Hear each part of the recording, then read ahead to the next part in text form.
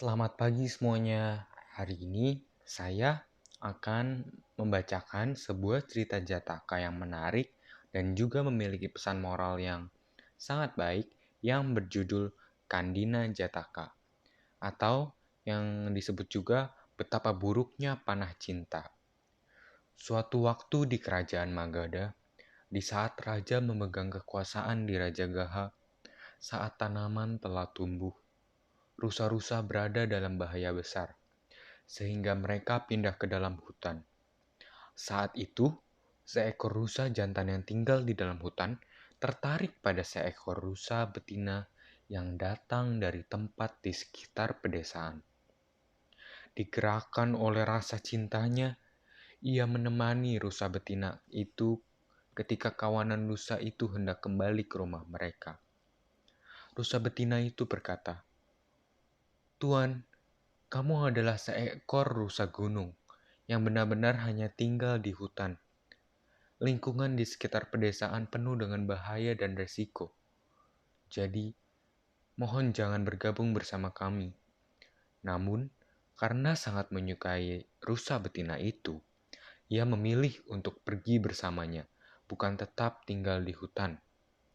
Ketika mereka tahu telah tiba saat di mana rusa-rusa akan turun gunung, para penduduk Magadha mengambil posisi mereka masing-masing untuk menyergap rusa-rusa itu di tengah jalan.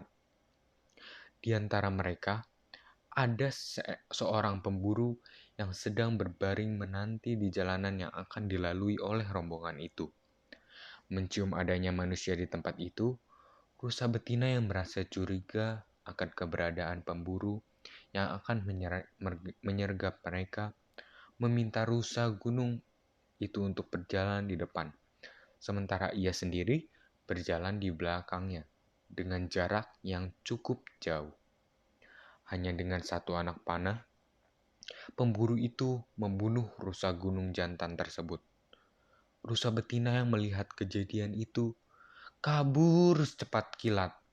Pemburu itu keluar dari tempat persembunyiannya, menguliti rusa gunung jantan, dan menyalakan api untuk memasak daging segar itu di atas bara api.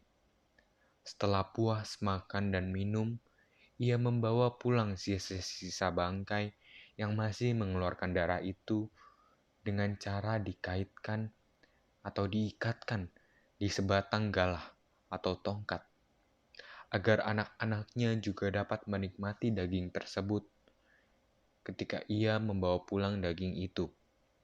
Saat itu, Bodhisattva merupakan dewa pohon yang menetap di pohon mangga. Ia mengetahui apa yang akan melewati tempat itu. Bukan ayah maupun ibu, namun nafsu itu sendiri yang membinasakan rusa bodoh itu. Nafsu diawali dengan kebahagiaan, namun selalu diakhiri dengan kesedihan dan penderitaan. Kehilangan yang sangat menyakitkan dan 5 bentuk penderitaan dari kemelekatan dan kemarahan. Menyebabkan kematian bagi orang lain adalah tindakan yang sangat keji di dunia ini. Nama buruk juga untuk tempat di mana seorang wanita berkuasa dan memerintah, serta nama buruk jika laki-laki menyerahkan dirinya di bawah kekuasaan seorang wanita. Bersamaan itu, saat makhluk dewata lainnya yang berada di hutan itu bertepuk tangan dan mempersembahkan wewangian, bunga, dan sejenisnya dengan penuh penghormatan, Bodhisattva merangkai ketiga keburukan itu dalam satu syair tunggal dan mengaungkan suaranya yang merdu di hutan itu dengan bait-bait berikut ini. Betapa buruknya panah cinta yang membuat laki-laki menderita. Betapa buruknya tempat di mana wanita memegang puncak kekuasaan. Betapa buruknya si dungu yang membungkuk pada kekuasaan wanita. Dari cerita tersebut, kita dapat menyimpulkan bahwa sebagai seorang manusia yang benar, kita tak seharusnya tertelan nafsu dan harus melawan nafsu tersebut menjadi hal yang benar dan baik, agar tidak tersesat di kemudian hari, atau menyesal di kemudian hari. Kisah ini diceritakan oleh sang guru ketika berada di Jetawana mengenai godaan nafsu terhadap seorang biku oleh mantan istrinya dalam kehidupan berumah tangga.